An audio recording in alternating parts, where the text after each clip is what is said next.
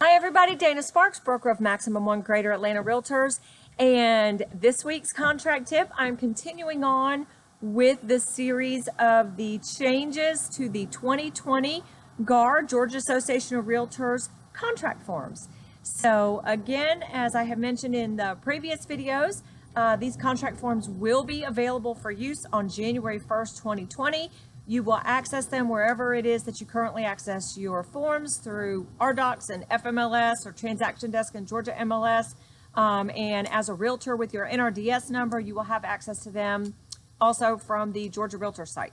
So wanted to continue on. We are also teaching, Maximum One companies are hosting classroom classes on the 2020 GAR contract changes in all of our offices starting in December. So please check the link below for the online calendar, and we'd love to welcome you in a class. These classes are open for all agents regardless of brokerages. They are hosted by Maximum One, and we are hosting them in December and January and some in February as well. So plenty of opportunity to be able to look at the forms, ask your questions, and get 3 hours CE through the Georgia Real Estate Academy. So, ready?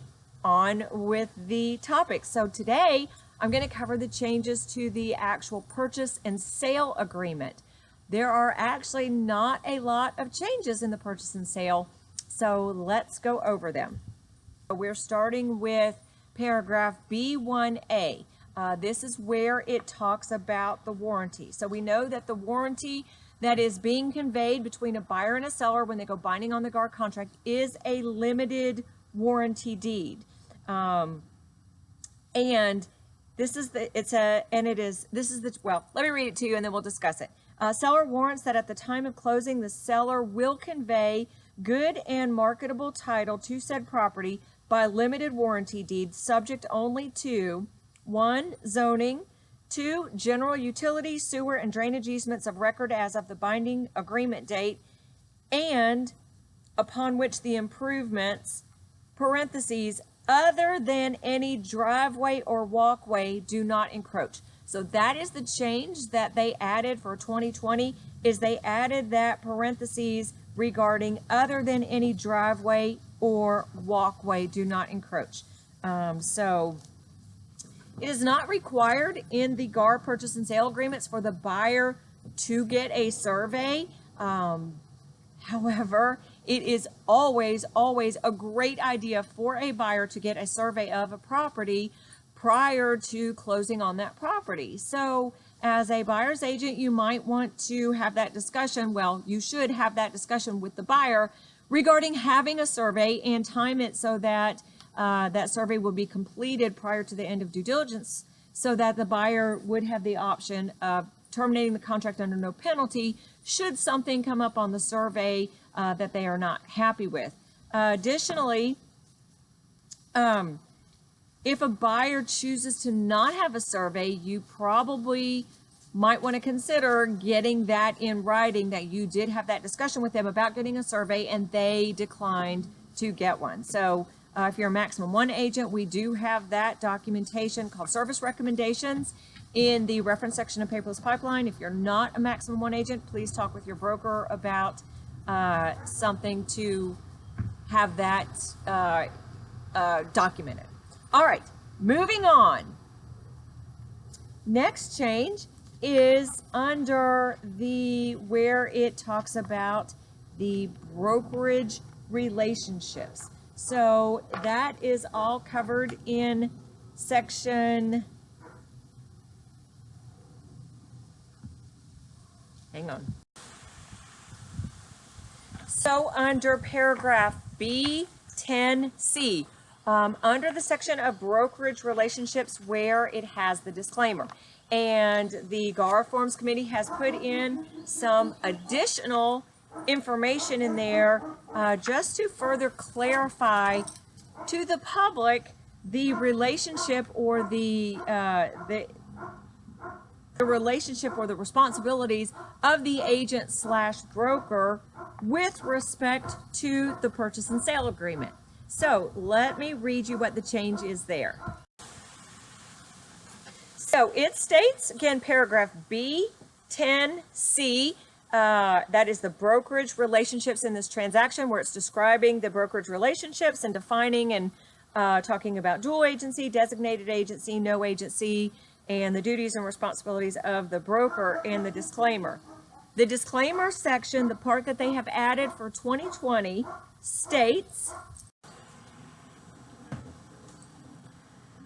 buyer acknowledges that when and if the broker answers a question of the buyer or otherwise describes some aspect of the property or the transaction, the broker is doing so based upon information provided by the seller rather than the independent knowledge of the broker, unless the broker makes an independent written disclosure to the contrary.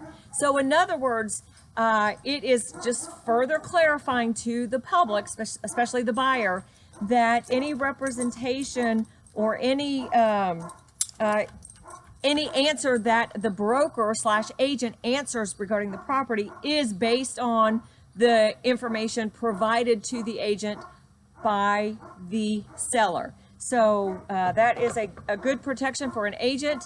And if you as the agent are asserting something about the property from your own knowledge, you need to make sure that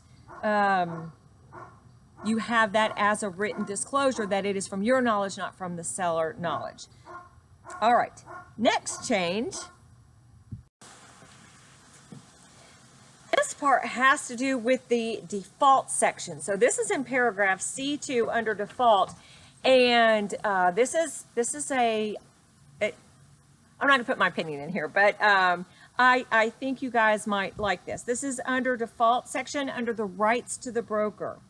And what it states is, in the event that this agreement is terminated or fails to close due to the default of a party hereto, the defaulting party shall pay as liquidated damages to every broker involved in this agreement the commission the broker would have received had the transaction closed.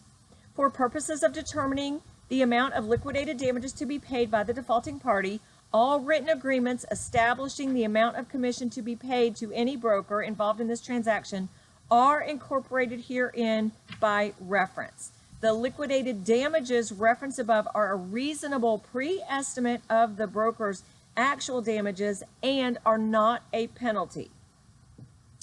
So, what that means, first of all, they added the language now about not being a penalty based on a lawsuit here in Georgia that occurred, I believe, in 2018. So they just referenced that. That's a legal issue. But the change to you as a broker / agent is they took out the language. The previous version in 2019 referenced how to ascertain what commission was to be paid as liquidated damages. And in the previous contract in 2019, it referenced brokerage engagement. So in the 2019 version, it stated that under the default section, rights of broker, same thing, the terminated fails to close due to a party would have received.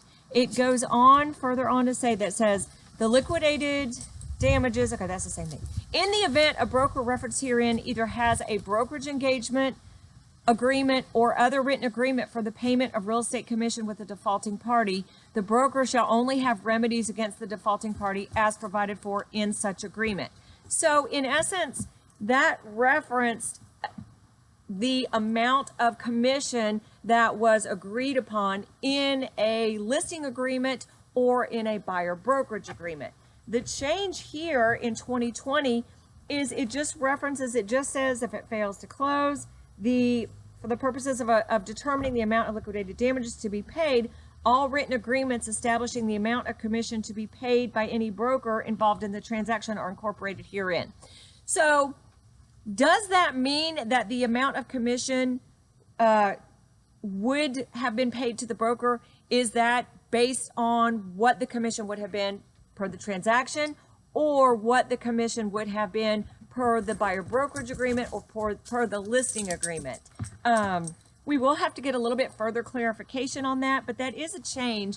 And they did take out the verbiage specifically referring to the actual brokerage agreements. So I don't know if it would still refer back to the brokerage agreement if there was an agency-client relationship with the party, and this is to cover contracts working with customers, or if it just specifically references the amount of commission that would be paid per the purchase and sale agreement transaction had it not closed. So interesting change there, and stay tuned as I get further clarification on that.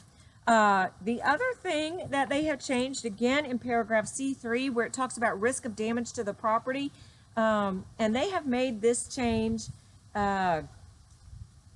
in all of these changes that they made in the purchase and sale are corresponding changes in all the purchase and sale agreements, the purchase and sale for new construction, lot and land, so forth and so on. But under risk of damage, it does say that the seller warrants at the time of closing the property and all items remaining with the property, if any, will be in substantially the same condition, including conditions disclosed in the property disclosure statement, as on, and it used to say binding agreement date. They have changed that to now say as of the offer date. And the reasoning behind that is that the buyer has seen the property as of the date they're writing the offer. And there can be a time difference between the offer date and when the parties actually go binding. So that has been a change, that the time frame, the baseline time frame for the condition of the property is offer date rather than binding agreement date.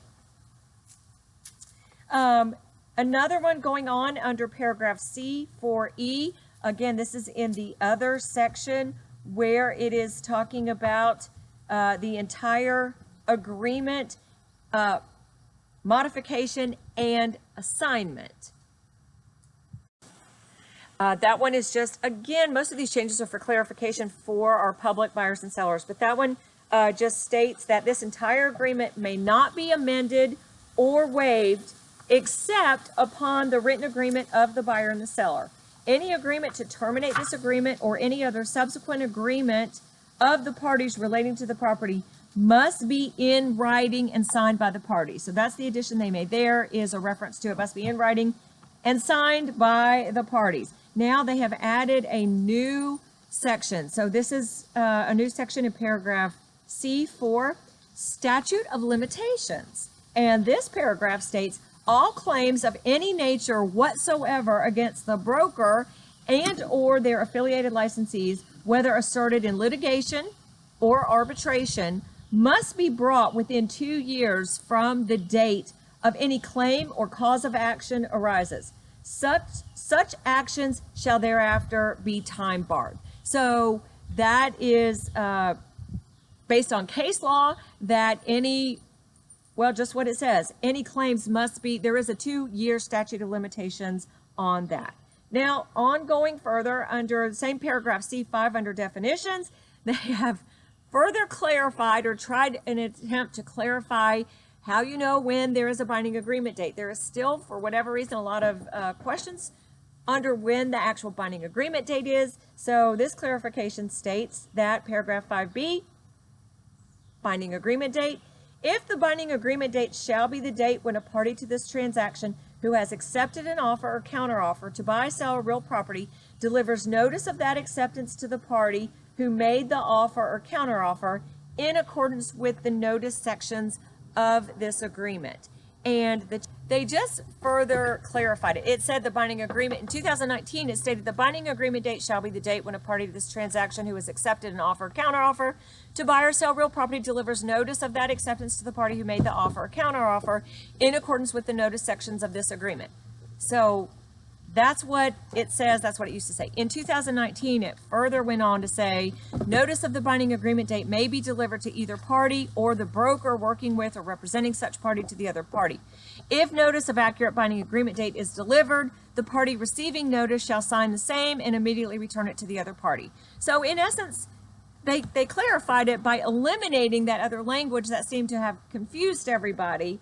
Basically, the binding agreement date, the last party making the offer or counteroffer is the party that binds it. So regardless if you're a buyer making an offer, and then the seller would sign it. So then you have an accepted contract, but it's not binding upon the parties yet. The seller then, or the part in this situation, the seller who has accepted the contract needs to send notice of that acceptance to the buyer, and the buyer binds it. So the easiest way to remember it is the party making the last offer or counteroffer. In this example, it's the buyer making the last offer is the party that binds. Another example, buyer makes an offer to the seller. Seller makes a counteroffer back to the buyer. Buyer makes a counteroffer back to the seller. Seller makes a counteroffer back to the buyer. Buyer signs it. It's not binding yet. We have an accepted contract, but the buyer must send it back to the seller, and the seller is the party that binds it. In this example, the seller was the party making the last counteroffer. Party making the last offer or counteroffer is the party that binds. Easiest way to remember it.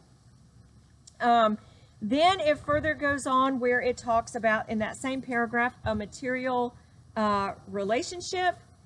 Okay, that one is not a change. They just moved it under to the definitions paragraph rather than where it was standalone. All right, the cyber fraud warning and the limitations of liability. So that got changed in the mid-year review last year. In 2019, June 1st, 2019, they had the cyber fraud warning and the limitations of liability should one of the parties be a victim of cyber fraud, and they had an initial line in the middle of the page, the top third of the page. Well, a lot of buyers and sellers were missing those initials. So basically what they've done under the cyber fraud section and the limitations of liability section, they have removed the place for the buyer and seller initials, because the buyer and the seller will sign the offer or the counteroffer at the end, and so that part is agreed upon when they sign the contract. All right, moving on. Under the section, well, still the same thing. So they have the cyber fraud paragraph as a standalone paragraph. Then they have added a whole separate paragraph, number 7, that says limit on broker's liability, and it is all in bold, it is all in cap. And again, this is a new section. They've just sort of teased it out and separated it out just to really, really, really bring to the public's awareness the awful issue that cyber fraud is in our industry.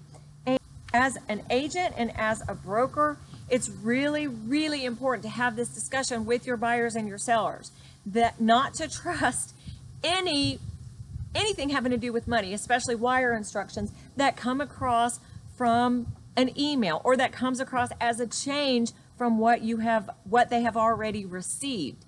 And definitely not to trust the phone number that comes across on an email stating a change in the instructions.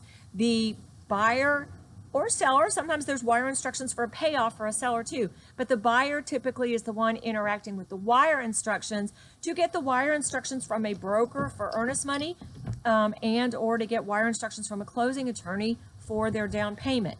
The agent really should not be the messenger of those wire instructions. The buyer needs to get those directly from the party to whom they are going to wire the funds. Should be handled by U.S. mail, by an analog fax machine, by hand delivery. As an agent, my advice to you as a point of practice is go the closing attorneys that you close with on a regular basis, your broker that you work with on a regular basis, obviously your own, get a stack of their wire instructions in person from those parties. Then when you have your buyer appointment and you are meeting with your buyer in person, physically hand them the wire instructions right then. That way, when you do find a property for the buyer to go under contract, there's no delay in having to get the wire instructions mailed by U.S. mail from one of those parties to the buyer. They will already have them in their hand. But again, the biggest thing is make sure your public knows, and you as an agent, you too, be aware that you too can be a victim of cyber fraud. Do not trust any changes to wire instructions that come across by an email. The other thing that's happening is the bad guys are out there, and I don't remember what it's called, spoofing or ghosting, or but what's happening is the bad guys are sending text messages to a buyer in a real estate transaction with new wire instructions. The problem is the phone number from which the party gets the text is the number of the closing attorney or the broker. Crazy how they're doing it. If these bad guys would put all this time, energy, and effort into working for good rather than evil, might be a different outcome. But nevertheless, it is not only emails that are getting hacked, but text messages. So it's just a huge, huge issue to make sure you have a thorough discussion with mostly your buyers, but again, your sellers too, regarding a payoff, and make sure that your sellers go to their bank and actually physically get the wire instructions to their account and take those to closing so that the closing attorney also does not accidentally become a victim of wire fraud trying to wire a payoff for a seller's mortgage after a closing. So what they have changed in the GAR purchase and sale agreement for 2020 is they still have that cyber fraud warning. Other thing, as an agent, you guys really should all have a wire fraud disclaimer on your email signature, just as another way of reminding our public to be careful. But paragraph 7 is a brand new separate line item paragraph. It is all in bold and all in caps, and it states, limit of broker's liability. Buyer and seller acknowledge that brokers, A, shall under no circumstances have any liability greater than the amount of the real estate commission paid hereunder to the broker, excluding any commission amount paid to a cooperating real estate broker, if any, or if no real estate commission is paid to broker, then a sum not to exceed $100, and B, notwithstanding the above, shall have no liability in excess of $100 for any loss of funds as the result of wire or cyber fraud. So again, they have just teased that out to make that a separate, in-your-face, bold statement. They took away those initials and they just added that in conjunction, right after the paragraph about cyber fraud. And the cyber fraud language, again, just has that changed. And all of those changes can also be found in other contracts. The lot purchase and sale agreement, land purchase and sale, commercial. Anyway, those corresponding changes have been made throughout the various contract forms where that had been addressed. So not a whole lot of changes. Couple of important changes. I will get clarification on the amount of liquidated damages, so that commission reference, should a party default the amount of liquidated damages to a broker, if that is the amount of commission strictly based on the purchase and sale agreement, or if that references a buyer brokerage agreement or a listing agreement. I will get clarification on that, so stay tuned for a future video on that, and hopefully I'll have clarification before those classes are hosted at Maximum One offices. Thank you guys so much for watching. I appreciate it. And I'm Dana Sparks, broker of Maximum One Greater Atlanta Realtors. I've got puppies playing at my feet, satisfying your needs with service, innovation, and education.